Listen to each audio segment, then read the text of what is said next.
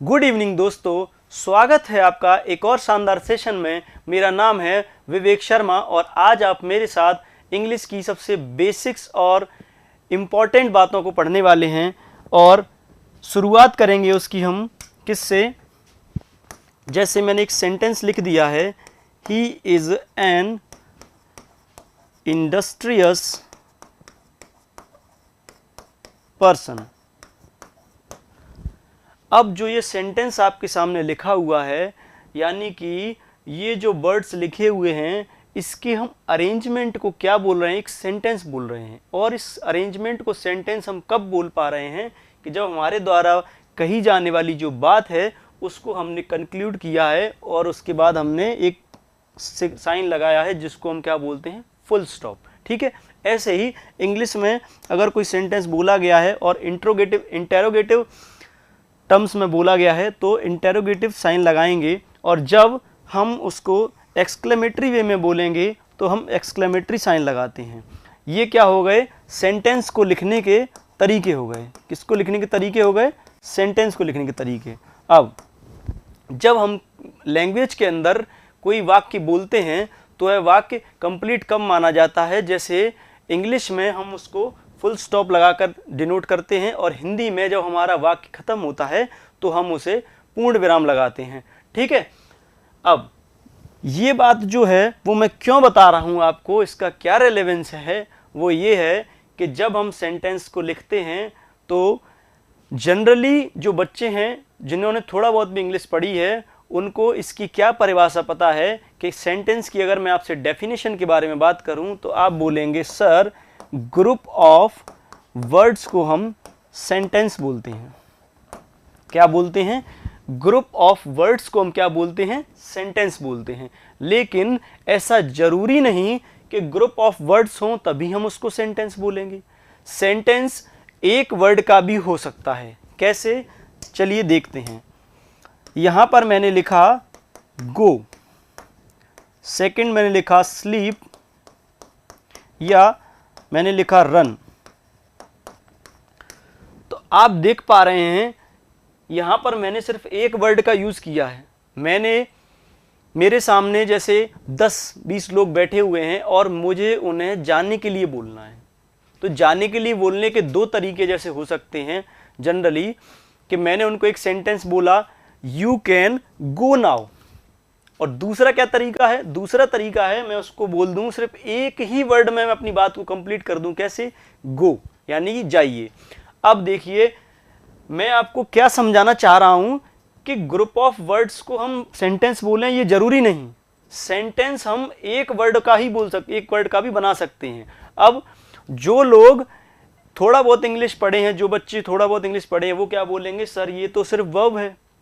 लेकिन ये वर्ब का काम नहीं कर रही है यहाँ पर ये किसका काम कर रहा है, ये सेंटेंस का काम कर रहा है। और ये बात हम पहचानेंगे कैसे, तो अभी मैंने बताया आपको एक सेंटेंस लिखकर कि जो ये सेंटेंस यहाँ से शुरू हुआ है और जब इसका यहाँ पर एंड हुआ है तो इसके बाद में हमने क्या यूज किया है, इसके बाद हमने फुल स्टॉप या एक्सक्लेमेटरी साइन, या ये जो एक्सक्लेमेटरी साइन या इंटेरोगेटिव साइन है ये यूज करते हैं। ठीक है, यहाँ पर मैंने गो के बाद क्या यूज किया है, फुल स्टॉप का साइन यूज किया है। यहाँ पर क्या यूज किया है, स्लीप के बाद फुल स्टॉप यूज किया है। यानी फुल स्टॉप से पहले लिखी जाने वाली जो बात है वो क्या है, वह एक सेंटेंस है। ठीक है, आई होप आप समझ पाए होंगे कि सेंटेंस जरूरी नहीं कि वह ग्रुप ऑफ वर्ड्स ही हो, बहुत सारे वर्ड्स को मिलाकर ही सेंटेंस बने। एक वर्ड को भी हम सेंटेंस बोल सकते हैं। अब ये तो हो गई इस बात पर बात। अब सेंटेंस में सेंटेंस की जो डेफिनेशन है वो कैसे देखेंगे, कैसे को पहचानेंगे हम कि सेंटेंस है, तो वर्ड्स का वह अरेंजमेंट जिसका कंप्लीट मीनिंग हो, जिसका पूर्ण अर्थ निकल रहा हो, उसको हम क्या बोलेंगे, उसको हम सेंटेंस बोलेंगे। और सेंटेंस हमारा किससे मिलकर बना है, सेंटेंस एक वर्ड हो या दो वर्ड हो या दो से ज्यादा वर्ड हो, तो बना किससे है, वर्ड्स से मिलकर बना है। तो देखते हैं कि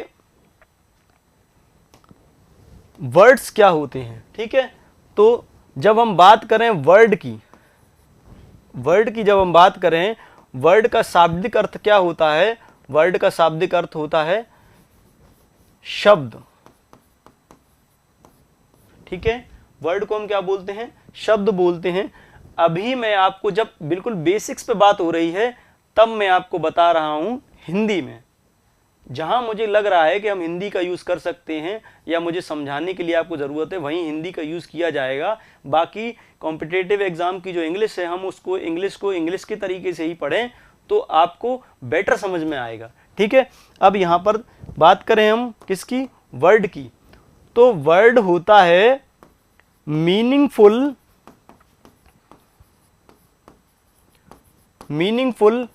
arrangement of letters.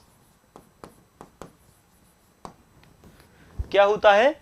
Meaningful arrangement of letters को हम क्या बोलते हैं? वर्ड बोलते हैं। अब ये लेटर क्या है? तो सब तुरंत बोल देंगे ABCD लेटर होते हैं। तो फिर अल्फाबेट क्या होता है? तो ये जो कंफ्यूजन है ये इसलिए है कि जो ABCD की इंडिविजुअली बात की जाए, हम सिर्फ A की बात करें या M की बात करें या L की बात करें, अगर सिर्फ अकेले एक लेटर की बात हो रही है तो हम उसको क्या बोलेंगे? लेटर बोलेंगे। जैसे मैंने लिखा कि A या M या L, जब इंडिविजुअल लेटर की बात हो रही है तो हम उसको लेटर बोलेंगे। लेकिन जब हम ABC से लेकर Z तक ये पूरा ग्रुप है, जब इस पूरे ग्रुप की बात करेंगे तो उस ग्रुप को हम क्या बोलेंगे? जो ये 26 लेटर्स का जो ग्रुप है, इसको हम बोलते हैं अल्फाबेट्स। क्या बोलते हैं? अल्फाबेट्स बोलते हैं। ठीक है, वर्ड का जो डेफिनेशन है वो क्या है? Meaningful arrangement of letters. कैसा? Meaningful arrangement. ठीक है, तो मीनिंगफुल अरेंजमेंट को अगर देखें तो यहां पर जैसे मैंने GLOA से मैंने ये 4 जो लेटर हैं, इनसे मैं आपको कुछ वर्ड्स बनाकर दिखाता हूं। जैसे मैंने लिखा GOAL, GAOL, GLOA और GLAO। ये जो 4 वर्ड मैंने आपको लिखे हैं, इनमें से हमें देख के बताना है कि कौन सा वर्ड है और कौन सा नहीं। ये इन 4 लेटर्स का जो अरेंजमेंट मैंने किया है 4 तरीके से, इसको हमें चेक करना है कि ये सही है या नहीं। तो जब बात करें GOAL की, तो ये इसका मतलब हमें पता है, इसका अर्थ क्या है? इसका अर्थ है लक्ष्य। गोल का मतलब क्या होता है? लक्ष्य। तो इसका जो शाब्दिक अर्थ है या इसका जो अर्थ है वो हम बता पा रहे हैं, इसकी मीनिंग हम निकाल पा रहे हैं। जब तक लेटर्स के अरेंजमेंट से जो बना हुआ जो वर्ड है उसको वर्ड तब बोलेंगे जब हम उसका मीनिंग बता सकें। ठीक है, जब उसका हम अर्थ निकाल सकें। जैसे ये नीचे वर्ड लिखा हुआ है GAOL। ठीक है, इस अरेंजमेंट का अर्थ क्या है? इसका अर्थ है जेल या प्रिजन, यानी किसी को जेल में डालना, कारावास में डालना, उसके लिए यूज होता है क्या? GAOL। ठीक है, तो ये भी एक वर्ड हो गया, ये भी एक वर्ड हो गया। लेकिन जैसे ही हम इस पर आते हैं GLOA, ऐसा कोई वर्ड ही नहीं है। क्यों नहीं है? क्योंकि इसका कोई अर्थ नहीं बनता है। ठीक है, इसका कोई अर्थ नहीं है। जब तक लेटर्स का कोई अरेंजमेंट का कोई मीनिंग नहीं है तब तक हम उसको वर्ड नहीं बोलेंगे। ठीक है, यहाँ पर भी अगर देखें तो इस वर्ड का भी कोई मतलब नहीं है, तो इसको भी हम वर्ड नहीं बोलेंगे जब तक क्या है? उसका मीनिंग ना निकले। ठीक है, जब तक उसका अर्थ ना निकले तब तक हम उसको वर्ड नहीं बोलेंगे। ठीक है, अब बात करें वर्ड की आगे, तो वर्ड की जो परिभाषा है हमने उस पर बात कर ली। वर्ड की परिभाषा क्या होती है? Meaningful arrangement of words. क्या होती है? Meaningful arrangement of words. अब यहाँ पर हम बात करते हैं कि वर्ड को पढ़ेंगे तो किस तरीके से। जैसे सेंटेंस के अंदर 1, 2, 4, 10, 12 जितने भी वर्ड्स होते हैं, अब उन वर्ड को क्या आइडेंटिफिकेशन दें, उनको हम कैसे पहचानें या उनको हम कैसे कैटेगराइज करें, उनको कैसे बताएं कि ये वर्ड इस कैटेगरी में आएगा, किस कैटेगरी में आएगा, कैसे इसका हम यूज करेंगे। तो इसीलिए वर्ड को प्रॉपर सीक्वेंशियल वे में और सटीक तरीके से पढ़ने के लिए हमने इसको 8 कैटेगरीज में डिवाइड किया। क्या किया हमने? 8 कैटेगरीज में डिवाइड किया। ठीक है, इन 8 कैटेगरीज को हम क्या बोलते हैं? इन 8 कैटेगरीज को ही हम क्या बोलते हैं? इन 8 कैटेगरीज को हम बोलते हैं parts of speech. Parts of speech. ठीक है, कितनी होती हैं पार्ट्स ऑफ स्पीच? 8 होती हैं। ठीक है, तो 8 पार्ट्स ऑफ स्पीच पे अगर हम बात करें तो 8 पार्ट्स ऑफ स्पीच क्या क्या होती हैं? Noun, pronoun, verb, adjective,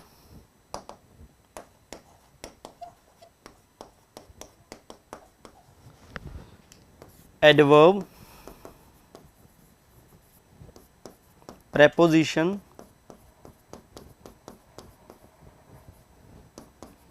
conjunction और interjection।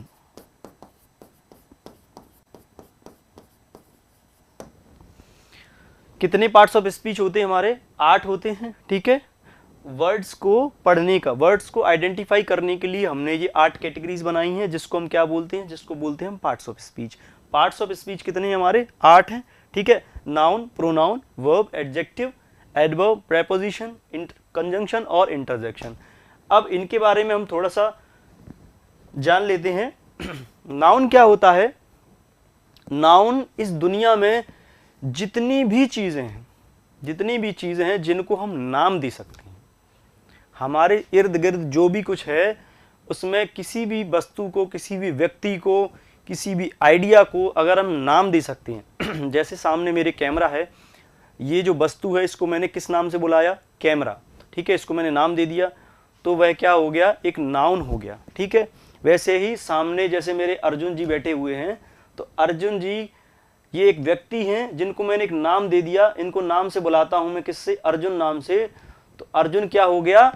अर्जुन एक नाउन हो गया। ठीक है, तो नाउन का क्या मतलब है? Naming a word. ठीक है, किसी शब्द को नाम दे देना तो वो क्या हो जाएगा? नाउन हो जाएगा। बात करें हम प्रोनाउन की, तो प्रोनाउन का यूज किया जाता है,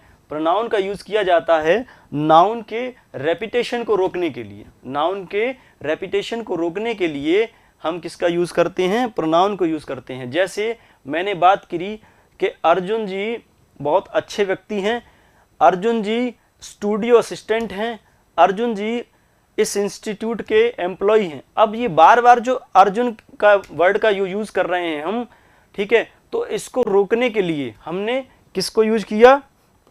प्रोनाउन का यूज किया। ठीक है, बार बार नाउन का यूज ना हो इसलिए हमने किसका यूज किया? प्रोनाउन का यूज किया। बात करें हम वर्ब की, तो वर्ब का यूज किया जाता है एक्शन के लिए। ठीक है, जब भी हम कोई काम करते हैं तो वह जो क्रिया हो रही है उसको दर्शाने के लिए, उसको आइडेंटिफाई करने के लिए हम किसका यूज करते हैं? वर्ब का यूज करते हैं।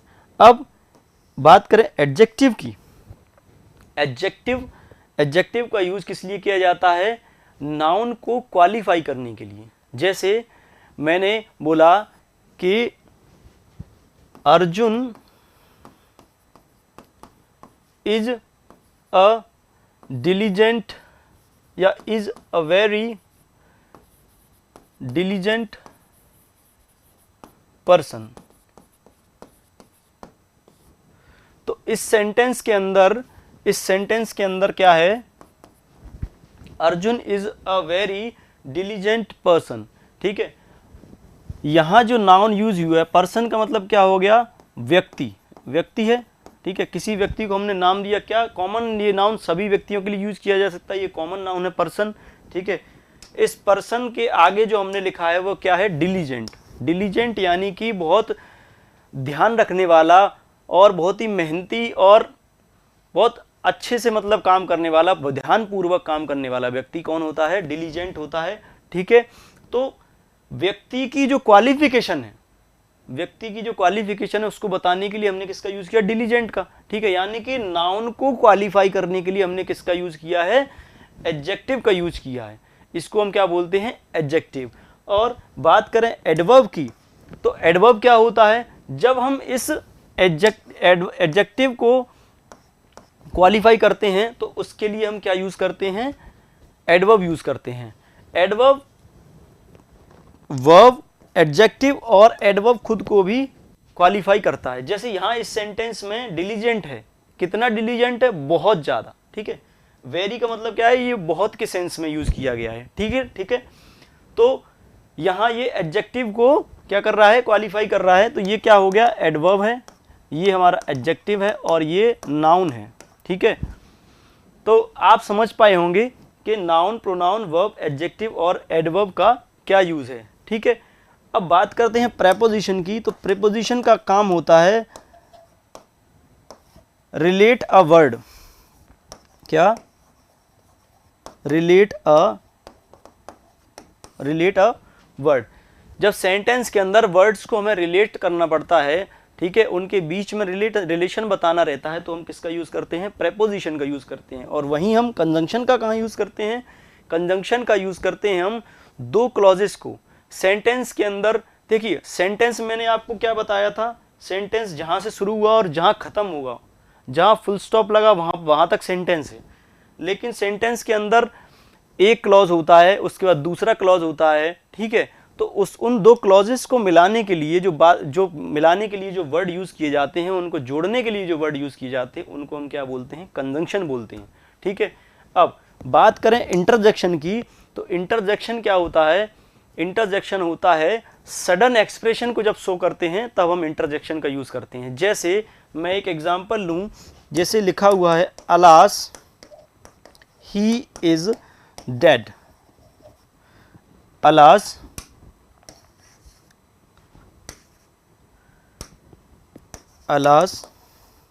He is dead. अब देखो यहां मैंने क्या बोला, ये एक्सक्लेमेटरी सेंटेंस है, तो यहां पर हमने एक्सक्लेमेटरी साइन का यूज किया।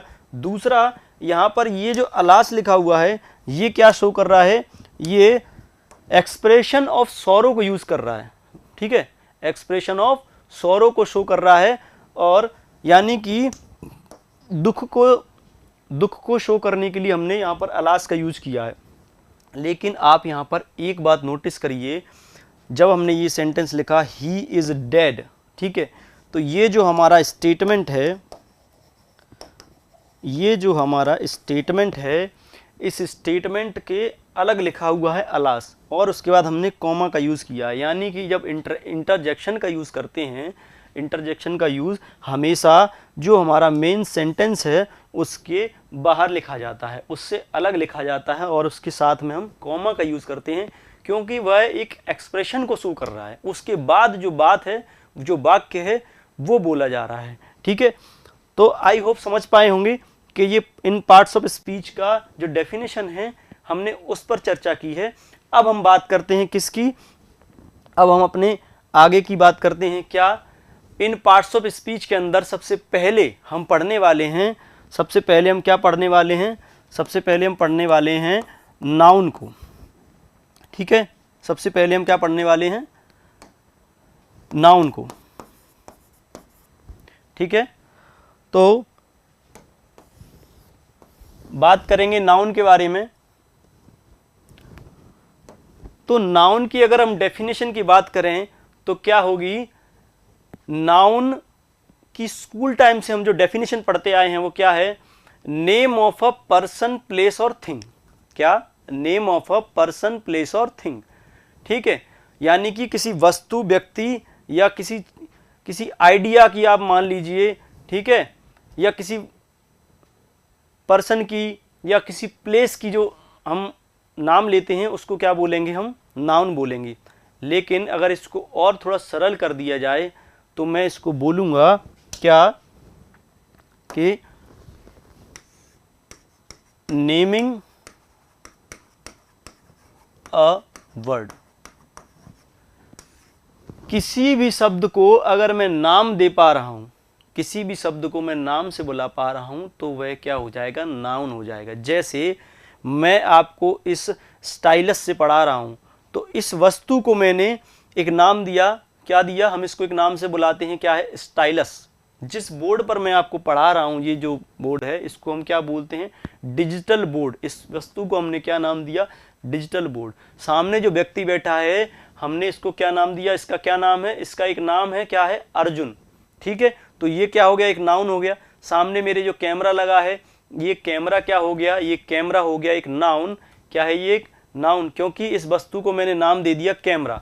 आप जिस फोन के अंदर या जिस लैपटॉप के अंदर आप ये वीडियो देख रहे हैं तो वह क्या हो गया, एक वस्तु क्या हो गई, उसको नाम दे दिया, फोन, मोबाइल फोन या फिर लैपटॉप। हमने उसको नाम दिया, हम उसको नाम से बुलाते हैं तो वो क्या हो गया, एक नाउन हो गया।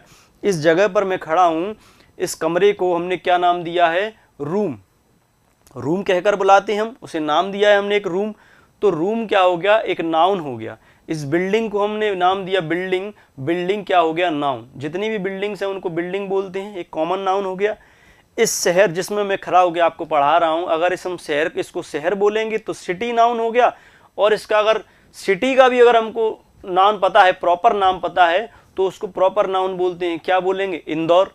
ठीक है, तो अगर मैं आपको बताऊं कि मुझे 100-200 नाउन लिखकर बताओ, तो आप अगर सोचेंगे तो आपके इर्द गिर्द जो भी कुछ चीजें हैं वो सब क्या है, नाउन है। आप जिस भी चीज को नाम से बुला सकते हो वो क्या हो जाएगा, नाउन हो जाएगा। ठीक है, जैसे कुछ मैं नाउन्स यहां पर लिखता हूं, जैसे मैंने लिखा बॉय, तो बॉय क्या है, नाउन हो गया। ठीक है, ये टेबल क्या है, टेबल भी नाउन हो गई। पेन क्या हो गया, पेन नाउन हो गया। फ्रेंड क्या हो गया, फ्रेंड भी नाउन हो गया। ठीक है, टीचर क्या हो गया, टीचर क्या है, टीचर भी एक नाउन है। ठीक है, अगर मैं यहाँ लिखूँ हैप्पीनेस, तो ये फीलिंग है। ठीक है, लेकिन ये क्या हो जाएगा, ये भी एक नाउन है। ठीक है, यहाँ मैं लिखूँ बोट, ये भी नाउन हो गया। अगर मैं किसी जगह का नाम लिखूं, जैसे अमेरिका, एक कंट्री का नाम है, तो ये नाउन हो गया। और कंट्री वर्ड भी लिखूं तो कंट्री भी नाउन हो गया। ये हो गए वो नाउन्स जो बहुत सरल हैं, जो आप थोड़ा बहुत भी अपने दिमाग पर जोर देंगे, जोर देने की जरूरत भी नहीं है। आपके आसपास इतने नाउन हैं, आप जब दिमाग थोड़ा भी सोचोगे तो आप खुद से 100-200 नाउन लिख सकते हो। ठीक है, अब बात करते हैं हम आगे की। तो कुछ नाउन्स ऐसे भी होते हैं जो वर्ब, एडजेक्टिव और एडवर्ब से मिलकर बने होते हैं। किससे, वर्ब, एडजेक्टिव और एडवर्ब से मिलकर बने होते हैं। कैसे, जैसे एक वर्ड लिखा मैंने मूवमेंट, या वर्ड लिखा मैंने ऑर्गेनाइजेशन। ठीक है, ऑर्गेनाइजेशन, या फिर हैप्पीनेस, ब्रेवरी। अब ये वर्ड हैं, इनको आप पहचान सकते हो कि ये नाउन है, लेकिन ये जो वर्ड लिखे हुए हैं इनको आप आसानी से नहीं बता सकते, और यही हमारे एग्जाम्स में आते हैं। ठीक है, तो इनको हम कैसे आइडेंटिफाई कर पाएंगे, कैसे बता पाएंगे, उसके लिए हम क्या यूज करते हैं, उसके लिए कुछ कॉन्सेप्ट्स हैं जिन्हें आप पढ़ेंगे तो आपको पता चलेगा, आप अच्छे से नाउन को आइडेंटिफाई कर पाएंगे। जैसे ये मूवमेंट जो वर्ड है, इसमें जो मूव लिखा हुआ है, ये मूव क्या है, ये एक वर्ब है। और इसके आगे ये MENT, ये एक सफिक्स लगाया हुआ है। ठीक है, सफिक्स क्या है, MENT। जैसे MENT से और भी वर्ड बनते हैं, जैसे पनिशमेंट। ठीक है, तो ये क्या हो गया, ये एक नाउन हो गया। ठीक है, ऐसे ही यहाँ पर ऑर्गेनाइज के आगे TION लगा है, ये सफिक्स लगा दिया TION, तो ये क्या हो गया, नाउन हो गया। हैप्पी के आगे नेस लगा दिया तो हैप्पीनेस हो गया, ये भी एक नाउन हो गया। और ब्रेव के आगे ERY लगा दिया तो ये क्या हो गया, एक नाउन हो गया। यानी कि कुछ प्रेफिक्स या सफिक्स जैसे MENT, शिप या नेस, या फिर TION या ION का यूज करके, या ER या OR का यूज करके हम नाउन बना सकते हैं। अब ये जो कॉन्सेप्ट मैं आपको बता रहा हूं, इसको हम किस में पढ़ते हैं, ये एब्स्ट्रैक्ट नाउन के अंडर में पढ़ा जाता है। जब हम एब्स्ट्रैक्ट नाउन को पढ़ेंगे, नाउन का एक टाइप है, नाउन का एक प्रकार है, जब हम उसके बारे में पढ़ेंगे तब हम वहां पर देखेंगे कि इस कॉन्सेप्ट को कैसे हमें पढ़ना है। ठीक है, प्रेफिक्स और सफिक्स के बारे में हम पढ़ेंगे, ठीक है।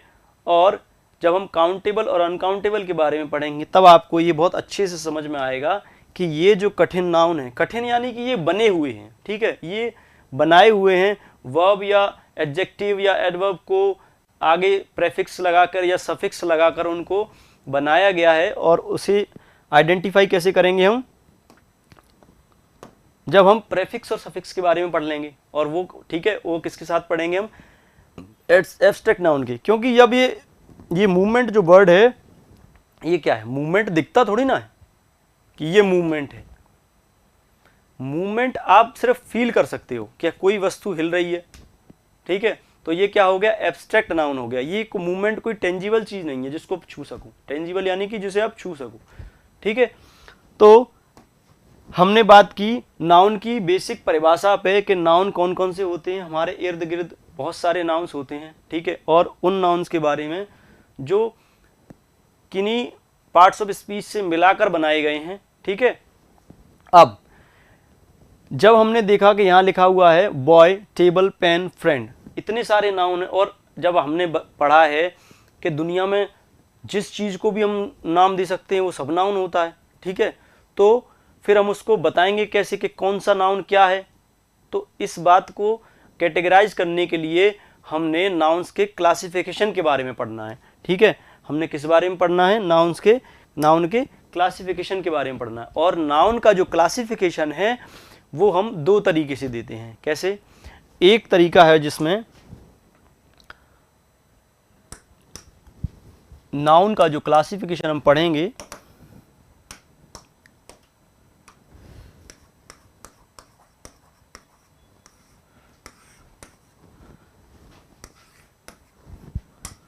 वो कैसे पढ़ेंगे, एक तरीका है जिसमें हम पढ़ते हैं proper noun,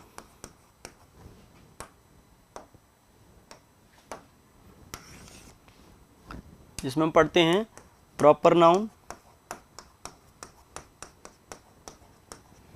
common noun,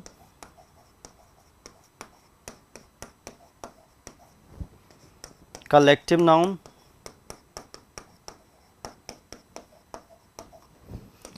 material noun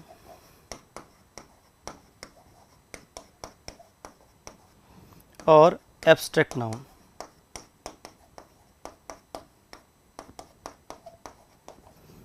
noun का एक क्लासिफिकेशन क्या हो गया, जो ये 5 जो टाइप्स हैं, एक इस तरीके से करते हैं हम। दूसरा जो इसका क्लासिफिकेशन है वो होता है काउंटेबल और अनकाउंटेबल के बेसिस पे, काउंटेबल और अनकाउंटेबल, ठीक है। अब जब हम बात करें इन दोनों क्लासिफिकेशंस के बारे में, तो ये जो वर्गीकरण है नाउन का, जो ये क्लासिफिकेशन है, ये जो टाइप्स हैं, ये कॉम्पिटिटिव एग्जाम्स में इनका जो रेलेवेंस, इनका जो यूज़ है वो बहुत कम है। हमें इन्हें पढ़ना तो है लेकिन इनका जो यूज़ है वो हार्डली 10 से 15% ही है। लेकिन बात करें हम इनकी काउंटेबल और अनकाउंटेबल की, तो 80% यूज़ इन्हीं का है। कैसे, जब हम सब्जेक्ट वर्ब एग्रीमेंट पढ़ेंगे या हम वर्ब्स को पढ़ेंगे तो उनमें जब हमें नाउन्स को देखना पड़ेगा कि नाउन सिंगुलर है या प्लूरल है, उनके हिसाब से जो वर्ब आएगी, उनके अकॉर्डिंग जो वर्ब आएगी वो कैसे आएगी, तो वहाँ पर हमें काउंटेबल और अनकाउंटेबल का यूज़ पड़ता है, ठीक है। और एसएससी या उससे जैसे जितने भी कॉम्पिटिटिव एग्जाम है, बैंक है, इनमें जो क्वेश्चंस आते हैं एरर्स में, फिल इन द ब्लैंक्स में या सेंटेंस इंप्रूवमेंट में जब क्वेश्चंस आते हैं तो वो इस पार्ट से ज़्यादा आते हैं ना कि इस पार्ट से, ठीक है। तो बात करते हैं हम, सबसे पहले हम बात कर लेते हैं इस वाले सेक्शन की। तो सबसे पहले देखेंगे प्रॉपर नाउन की। तो प्रॉपर नाउन क्या होता है, इसको हम थोड़ा सा और सरल तरीके से देखने के लिए सबसे पहले हम देखते हैं किसको, कॉमन नाउन को।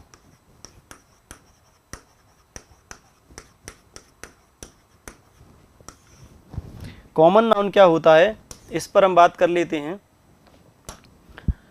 कॉमन नाउन वो है जैसे एक जैसी जितनी भी वस्तुएं हैं, एक जैसे जितने भी व्यक्ति हैं, उन सब के लिए हम एक ही नाउन का यूज करें, यानी कि एक ही वर्ड से हम उन्हें डिनोट कर सकें, उसे हम क्या कहते हैं, कॉमन नाउन कहते हैं। यानी कि सेम कैटेगरी, सेम कैटेगरी या क्लास के जो वर्ड हैं हम उनको एक ही वर्ड से डिनोट कर पाएं, एक ही नाउन से डिनोट कर पाएं, तो उन्हें हम क्या बोलेंगे, कॉमन नाउन। सरल भाषा में जैसे मैं बोलूं कि मैं कौन हूं, एक आदमी हूं, ठीक है, या मैं एक लड़का हूं, तो बॉय या मैन जब हम लिखते हैं तो दुनिया में आप कहीं भी चले जाइए जहां इंग्लिश बोली जाती है या पढ़ी जाती है, तो लड़के को बॉय ही बोलेंगे। तो यानी कि जितने भी दुनिया में लड़के हैं उन सब के लिए हमने क्या एक वर्ड बना दिया, बॉय। तो ये क्या है, एक कॉमन वर्ड हो गया, तो इसलिए ये क्या हो गया, कॉमन नाउन। यहां पर मैन, आदमी के लिए हमने एक वर्ड चूज किया मैन, तो मैन का क्या हो गया, एक मतलब हो गया, सभी मैन के लिए एक ही वर्ड हम यूज कर रहे हैं, क्या, मैन, ठीक है। यहां बात करते हैं हम जैसे फ्रेंड, या हमने लिखा फ्रेंड के अलावा टीचर,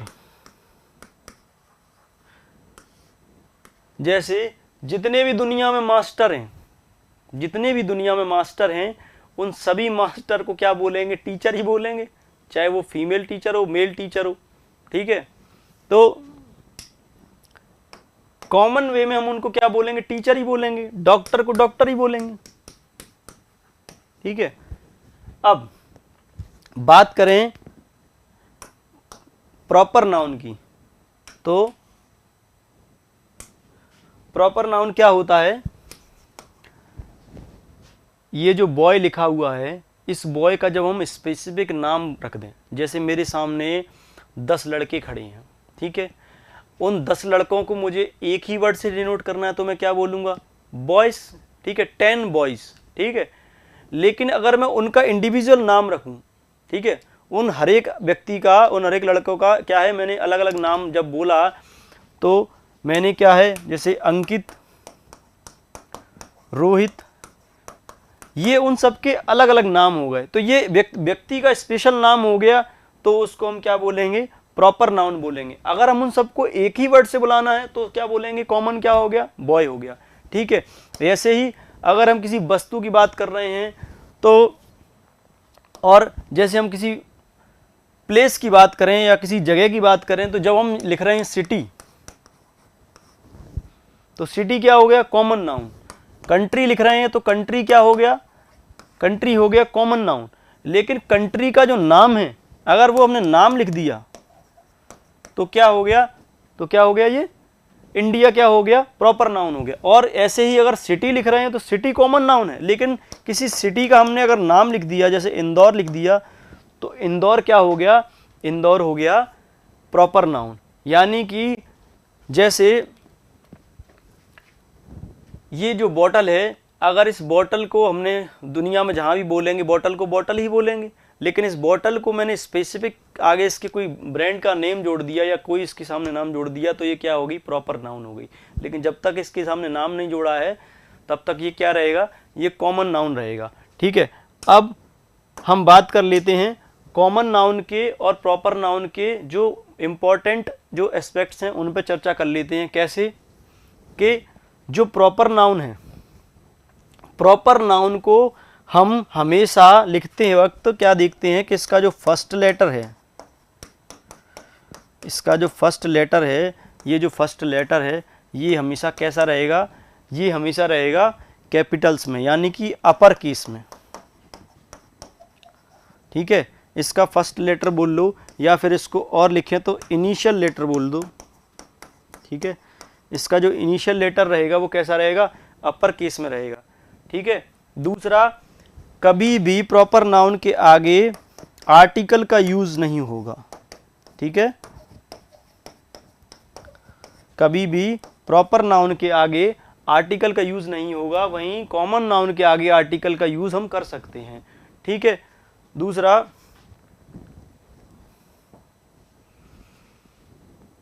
बात करें हम इसके आगे की, तो आगे हम क्या पढ़ेंगे, कलेक्टिव नाउन के बारे में। लेकिन आज हमने क्या पढ़ा है इस बात को हम पहले देख लेते हैं। हमने शुरुआत से क्या पढ़ा है।